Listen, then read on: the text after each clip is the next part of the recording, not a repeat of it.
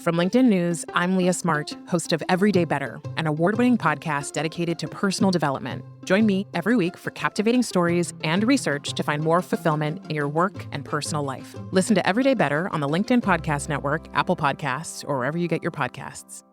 Break language barriers instantly by translating up to 44 languages in real time with the HP AI PC, powered by the Intel Core Ultra processor. With the right tools, work doesn't have to feel like work. Learn more at hp.com/AI PC.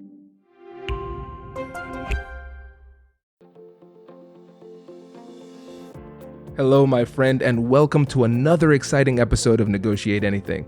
Thanks for joining us today. With over 10 million downloads and listeners from more than 180 different countries, it's dedicated listeners just like you who have made Negotiate Anything the #1 negotiation podcast in the world. I'm your host, Kwame Christian. I'm a business lawyer, mediator, author, and the proud CEO of the American Negotiation Institute. Now, before we get into today's insightful conversation, I have a golden opportunity for those of you who recognize the power of negotiation in your professional lives. Have you ever found yourself wishing that you could navigate those high-stakes conversations with more confidence? Or perhaps you're looking to empower your team with the art of persuasion and conflict resolution. At the American Negotiation Institute, we've crafted specialized keynotes and workshops tailored for those very needs. We've transformed the negotiation skills of professionals worldwide, and we're eager to do the same for you. We believe the best things in life are on the other side of difficult conversations, and our goal is to help you improve your lives and the lives of those around you, one difficult conversation at a time. Don't let another challenging conversation leave you second-guessing. Click the link in the description to discover how we can help you find confidence in conflict, negotiate better deals, and have stronger relationships. Because in the world of business, every conversation counts. And now, without further ado, let's jump into the interview. Ed, thanks for joining us today. My pleasure. Yeah, it's great to have you. I've loved your work for a long time now, so it's good to have you on the show. Well, it's nice to be had. Yeah. Could you tell the listeners a little bit about yourself and what you do? I am a negotiation expert. I've been doing this for 32 years, this being speaking and writing on the art of negotiation. My book is called Negotiation Boot Camp, bestseller. It's still selling well after being out for a number of years. It's in the 3rd edition. And I've appeared on PBS, ABC National News, Fox News, Inside Edition, Fortune Business Report, and other TV shows as a negotiation guru. My clients include many of the Fortune 500, and I've spoken all over the world. That is fantastic. Yes, we are very glad to have you here. And today we are going to tackle one of the topics that listeners ask about a lot, and that is how to make sure that you get the best deal. And as I was rereading your notes for the umpteenth time from the Negotiation Bootcamp book, a book that I strongly recommend for all the listeners, that is required reading for this show. There you have a lot of great tips and tactics and strategies that people could use when it comes to making sure that you get the best deal. And one of the things that I wanted to focus on was first, talking about how great negotiators challenge everything, and then also knowing when to walk away. So in the book, when you talk about great negotiators challenging everything, what do you mean by that? Well, I created a term about 20 years ago that I call negotiation consciousness. And all good negotiators have high negotiation consciousness, which means two things. It means that they are assertive and they challenge everything. Now, being assertive means asking for what you need, what you want. And that may sound simplistic, but it really isn't, because so many people are afraid to just ask for what they want and say, this is what I want, either in a negotiation or in life itself. You know, how many people are conscious about what it is they want from life? So having high negotiation consciousness means that you're not afraid to put it out there. This is what I want. Now, challenging everything means that you don't just accept what the world throws at you. And this is, to me, this is the core of negotiation. That is that negotiators believe that everything is negotiable. I get asked all the time. These people say, "Well, Ed, do you really mean that? Do you really mean that everything is negotiable?" And the answer is yes. you have to be willing to challenge what the world throws at you. Now, there are two types of situations that I'm talking about. First one is, for example, when you're driving along in a car and the light turns from green to red. Now, what do? You should stop. Yeah, now there's a situation where you don't want to challenge what is being asked of you. Right. Because you could die very easily. So there are some situations where you're better off not challenging what the world expects. But there are other situations where either a person or a group or an ideology is demanding that you behave in a certain way. And in that situation, to be a negotiator means you have to be willing to challenge what people say. So can I give you an example? Absolutely. I was flying back from Europe, going from Paris to San Francisco. And my flight, I had to stop in Chicago. My flight from Paris arrived in Chicago at 8 p.m. My connecting flight left at 9 p.m. Well, the flight from Paris was late. We got in at about 10 after 9. So I went directly to the airline's help desk, and I said, what do I do? I think I missed my flight at 9 o'clock. And they said, yeah, you'll have to stay over because this is our last flight of the night, and you'll have to take the flight in the morning. And I said, are you sure about that? And the fellow said, yes, the flight left. I said, would you do me a favor? Would you please check that again? And he checked, and he says, oh, wait a minute, the flight hasn't left yet. Now, he didn't tell me that in the first place, but because I challenged him, he looked it up again. He said, oh, yeah, wait, the flight hasn't left. However, he said, you're not going to get on that flight because it's fully booked. Now, what would you do? I know, given the prompting of this subject, I should say I would challenge whether or not it was actually fully booked and actually full are two different things. Well, I just decided I didn't believe anything this guy told me. So they have a little train in Chicago between, from one terminal to another. I got on the train. I ran out to the terminal where the flight for San Francisco was leaving. Sure enough, it had not left. And contrary to what he had told me, I not only got on the flight, I got a first-class seat. Oh, wow. Now, if I had listened to him, I would have been in a hotel, spent the night in Chicago, Right. This, to me, is a wonderful example of things that happen to me all the time, where people say you have to do it this way, or you can't do this, or you can't do that. And I have gotten into the habit of challenging everything that is thrown at me if I don't agree with it. Right. This is a brilliant example because it highlights a couple of things. First of all, it highlights the fact that reality isn't always what it seems, so you should challenge it to test the reality that's presented to you. The second thing is that when it comes to these situations and when you find yourself challenging that reality or challenging the person in front of you, challenging their position, you can do it in a way that is non-confrontational. And I think that's one of the most brilliant points that you made in the book, because there's a difference between being assertive and being aggressive. And you were able to handle that situation in a way that was respectful, but made it abundantly clear to both people in this situation that reality, as it was previously stated, was incorrect. The point I'm making is that in this type of situation, you're defending yourself. It's not that you're being aggressive and attacking someone. You're attempting to find out whether what they're telling you is true or whether what they're telling you applies to you. Mm-hmm. And I'll give you another example. I was being hired as a speaker for a very large corporation.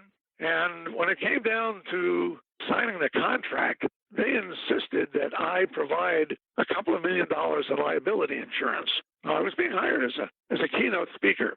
So I said to them, wait a minute. I'm a speaker. I don't have control over the group, over the venue, over the room. I have control over nothing. I'm just getting up and speaking. Why should I be held liable for anything? And they said, well, that's our company policy. That's our company policy. Now, I call that the power of legitimacy. When somebody says, well, you have to do it this way because it's our company policy. So I said, who made that policy? And the answer was, well, that's our legal department. They insist on that. I said, fine. Where's the legal department? They didn't know. So I did my own research. I found out where their legal department was. It happened to have been in another state. I found out who was in charge. I called the head of the legal department and I said, look, here's the situation. What do you want me to do? And she said to me, you're absolutely right. She said, this doesn't apply to you. Now, if I had not been assertive and I hadn't challenged what was, I would have had to take out an insurance policy. But the whole thing was ridiculous. And it was only because I was willing to challenge it that I prevented it becoming an obstacle in my life. Right. No, that makes a lot of sense. It makes a lot of sense. And I like how you said assertiveness is about defending yourself. Because when it comes down to these situations, in negotiation in particular, but again, in life in general, it's our responsibility to protect ourselves. We can't put it in the hands of the other person to do what's best for us. That's what. Now, let me add something else here. Yeah. My experience has taught me that very often one of two situations or conditions is true. The first thing is that the person I'm talking to doesn't know what they're talking about. And that happens a lot. Yeah. And it's become more frequent. This is a fact. I mean, it happens all the time. People I'm dealing with really don't know what they're talking about. They mean well, but they don't know what they're talking about. Now, an interesting example of that, I was in Japan, and I love Japan. I love the Japanese people, but they have a kind of a cultural thing in Japan that if you ask somebody a question, it's impolite to say, I don't know. So got off the plane in Tokyo, and I was trying to find my hotel, which was not easy because they don't have street addresses in Tokyo. I'm stopping people in the street, and I'm saying, how do I get there? And I would show them the Japanese writing for where I was going. And they would say, oh, yeah, you go this way, go that way. All these people were giving me the wrong information because it was culturally unacceptable for them to say, I don't know. So it was up to me to filter that out and say, wait a minute. So I think today, in today's business world, there is so much inefficiency and lack of professionalism. A lot of people just don't know what they're talking about. Yeah. And you have to be careful of that. The other thing is that very often people want you to adhere to their agenda. They want you to do something that is not in your best interest. So you have to be very, very careful not to accept something that is clearly not in your best interest. Hello, my friends. Before we get back to today's episode, I want to ask you a question. Have you ever wondered how to elevate your team's negotiation game and how you can help the folks on your team have better, difficult conversations? At the American Negotiation Institute, we offer transformative keynotes and workshops tailored to empower professionals with top-tier negotiation and conflict resolution skills. Whether it's a keynote for your next event or hands-on training for your team, we've got you covered. Don't just negotiate. Master the art with the American Negotiation Institute. Click the link in the description to find out more. Elevate, negotiate, and succeed. Introducing the HP AI PC, your powerful AI assistant. Easily search through personal files, gain valuable insights, and make smarter, more informed business decisions. Unlock the future of work today with the HP AI PC, powered by the Intel Core Ultra processor. With the right tools, work doesn't have to feel like work. Learn more at hp.com/AIPC.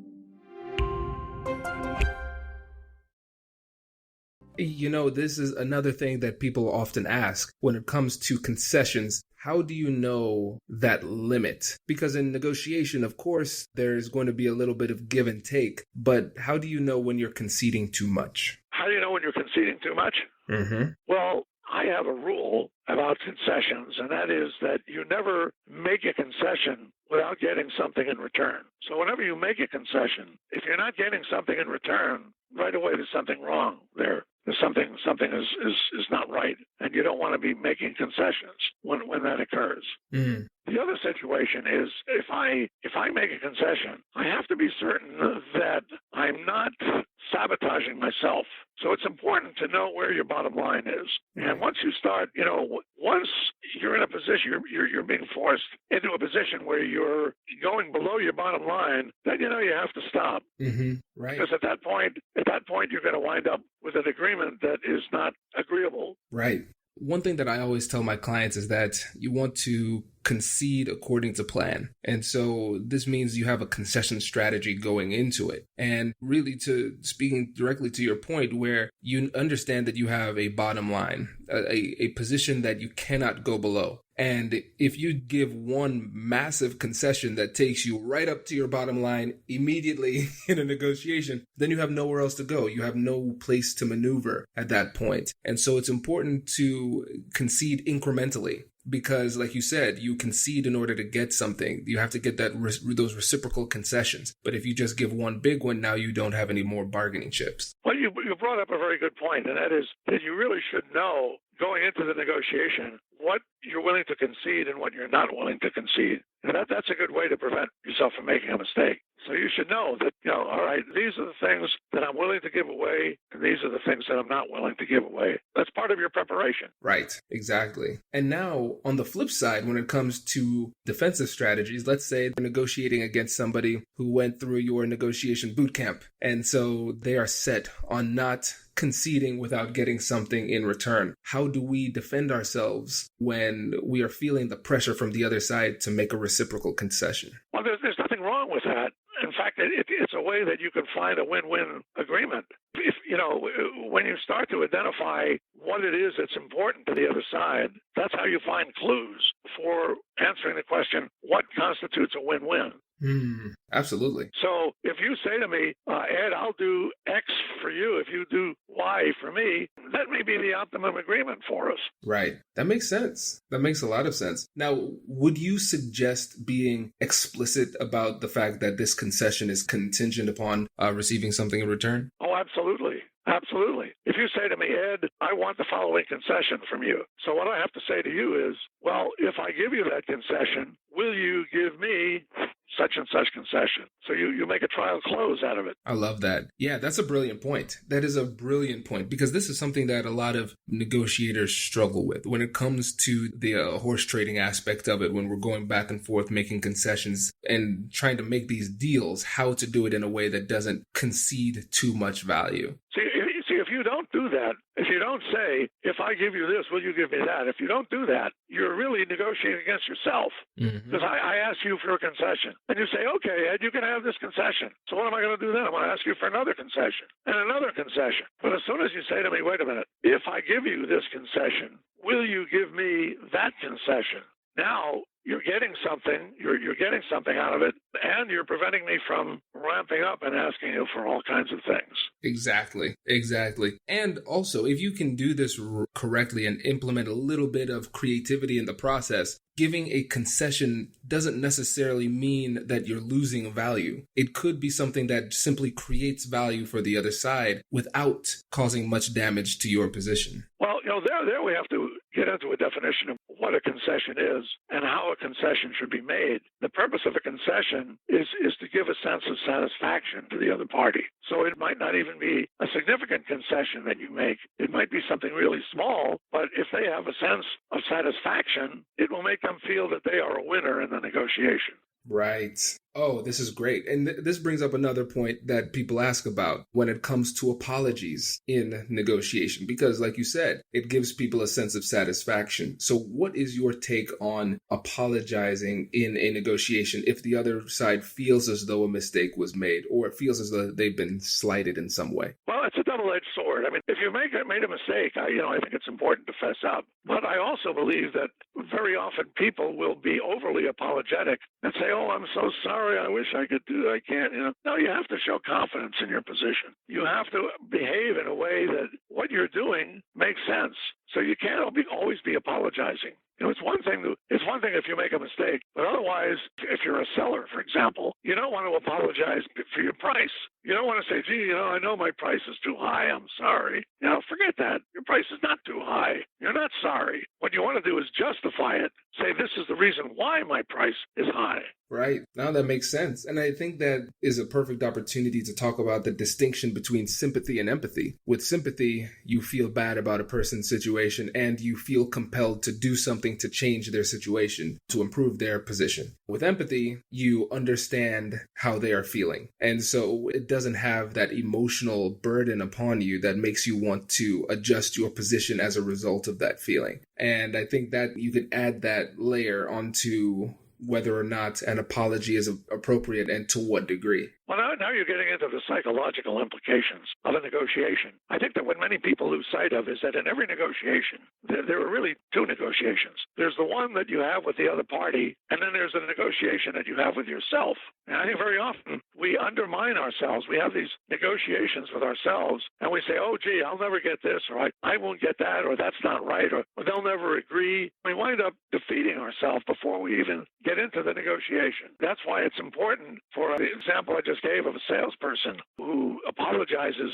because they think their price is too high. That's self-defeating. You've just negotiated against yourself. Right. No, that makes a lot of sense. I love this. And Ed, it's not surprising I took it to the psychology because that's my undergrad degree. I'm a lawyer, but that's my undergrad. So I always find a way to bring it to the psychology. But it's important. It plays an important role in the dynamics of the negotiation, understanding your psychology and the emotional needs of the other side too. Well, look, I just did a program for a client where they find that their salespeople are giving away things even before the customer asks for them. They're saying, oh, we can give you this and we can give you that and we can do, and I tried to talk them out of that.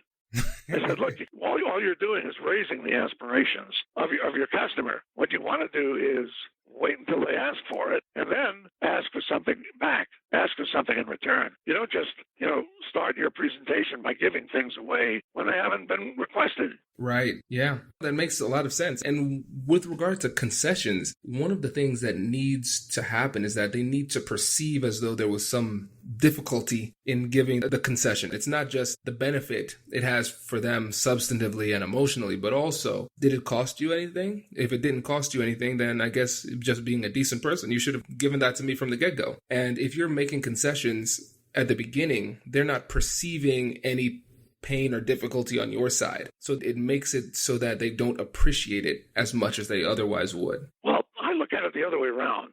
I think that it's important to make people work for what you give them psychologically. Because if you just give me something, I don't appreciate it. But if I have to work for it, I appreciate it. So when you give somebody a concession, you don't want to make it easy for them. You want to make it seem like you tried everything you could to talk them out of it. You did everything you could, and you finally gave in at it. That was, and that's it. And so they feel they did the best that they could have done in the negotiation because they worked so hard. That's brilliant. I love that. Yeah, they feel like they've earned it, so they appreciate it more. Well, look, when I was a kid, I was raised in a broken home, no father around.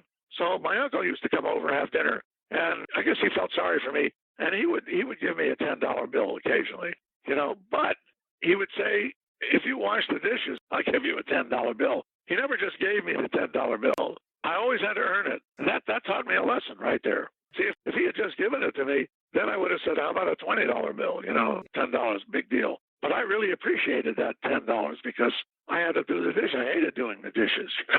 I had to give something up.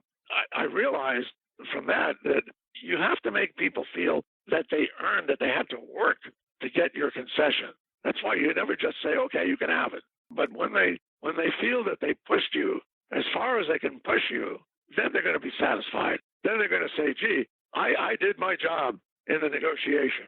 I did the best I could do. I love it. That's a great point. And I know we're coming up on time, so I at least want to touch on this last point. When it's time to walk away, what are some things that we need to keep in mind when the negotiation is reaching its logical conclusion and it's no deal? I think that may be the most important thing to remember in a negotiation is that you have to be willing to walk away. And I always say to people, I'm not telling you to walk away. I'm just saying that in your head, in that negotiation that you have with yourself, you got to be willing to say, if I can't get what I want or what I need, then I'm just going to pass on this whole thing. And when you do that, you send a subliminal message to the person you're negotiating with, and they know that they've pushed you too far. And if you're not willing to do that, then you might as well just give up. That makes sense. That makes a lot of sense. And when it comes to knowing when to walk away, this has to be revealed in your preparation. It's not something you should leave to a feel that well, happens. Again, it has to do with what you expect to get out of the negotiation. And that's why you always have to have clear what your bottom line is. Mm-hmm. And when the deal, it looks like the deal is going to go below your bottom line, you have to be willing to walk away. You have to say, look, I'm sorry, but I can't do that. Right. Now, when it comes to the walk away, how does that happen? So actually, how do you do it in your role? Because again, I want to make it abundantly clear to everybody listening, because for a lot of people who are biased toward agreement, this is incredibly difficult for them. Well, what makes it palatable is when you have a plan B, when you have an alternative. That's why I say to people, you always have to have alternatives. If I don't make this deal, what's my alternative? What's my plan B? And if you know you have a plan B, then you're not desperate to do this deal. Mm-hmm. See, it's only when you're desperate that you're not willing to walk away. But the minute you say, if I can't get X, Y, and Z, then I'm going to take a hike, somehow that's communicated in your tone of voice, in your body language. The other person, they get it. And on my website, I tell a wonderful story that happened to me many years ago, where I learned this, where I walked out. I actually literally walked out on an important client because he just was pushing me too far. And he wound up following me and begging me to come back. Wow. I think that's a great example. I think what we should do also is run the alternative scenario, because I'm assuming that if the person didn't follow you, you were legitimately gone. Yes. Oh, well, that's the thing. You have to back it up. You know, if I had come back in again, I would have had no credibility at all. Right. So once you make that statement, you have to back it up. You have to be willing to back it up. Exactly. And the reason you can do that is because you know, if I don't get this deal, I have another deal I can get. Right. If I'm buying a house, I love this house. It's my dream house. But if I can't get it at the deal, at the price that I want, I'll find another dream house. Exactly. I see this in real estate all the time. People say, oh, gee, I got to have this house. Oh, my, get off it. As soon as you do that, you're dead. Right. You have to be willing to say, this is what I'm willing to pay for this house.